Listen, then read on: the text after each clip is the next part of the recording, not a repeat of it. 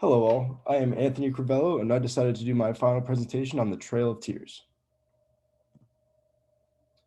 So throughout our readings in class, the topic of a mass displacement of the indigenous people was discussed. This displacement, known as the Trail of Tears, was mentioned in our book after a recent settlement of the Louisiana Purchase, a fitting narrative to what is to come. The slight glimpse that our readings were able to give us outlined the major migration of the indigenous people into the Indian colonization zones.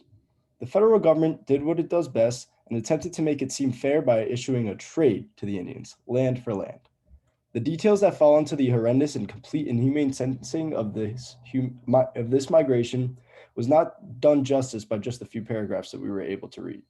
This presentation looks to outline the true detriment that the Indians faced in this historic event.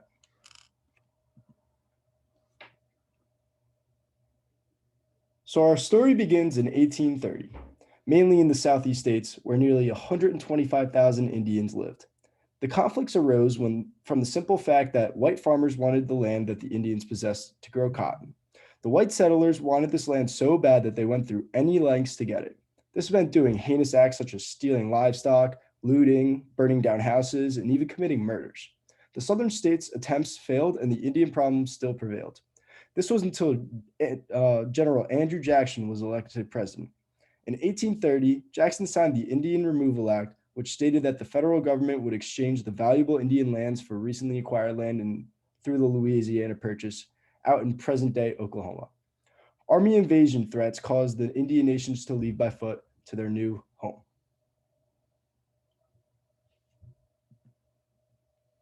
Now, why is this event so infamously known as the Trail of Tears? Simply put, it was because it was just that. Most of the time at the discretion of the U.S. Army, the Indians had to walk out into Oklahoma in a horrid trip. Days upon days were spent walking over the hundreds of thousands of miles without any, or hundreds of miles without any adequate supplies, food, or really any aid from the government that forced them away. Numerous illnesses were contracted, such as the whooping cough, typhus, diphtheria, cholera, and just pure starvation. As you can imagine, a lot of indigenous people on this trip did not survive. The number of deaths ranged into the thousands, an appalling number to hear. A number that was caused simply from the greed of the white settlers against a culture that was indigenous to the lands which were stolen from them. So obviously, this constant conflict between the white settlers and the Native Americans has been a consistent theme throughout the topics we've discussed.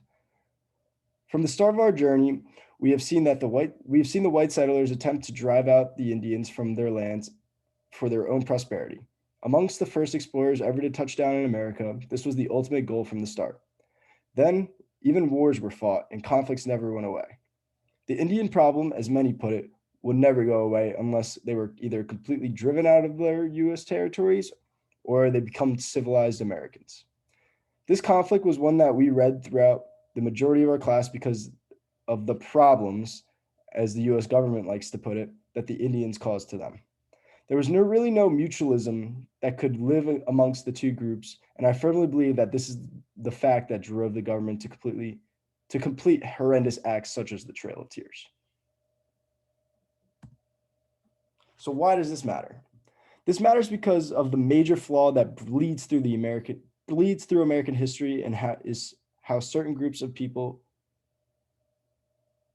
were undoubtedly mistreated, to say the least. The more and more you read about U.S. history, the more it comes into fruition how those who did not look like the white Europeans were deemed as lesser. We see this throughout slavery, throughout religious groups being discriminated against, and in an event like the Trail of Tears. Heck, even today, we still have to fight for justice. A phrase that stemmed from the creation of our country, a phrase that stemmed from the creation of our country, justice for all, and yet we're still fighting for it. An event like this matters because it exposes the inherent flaws in America.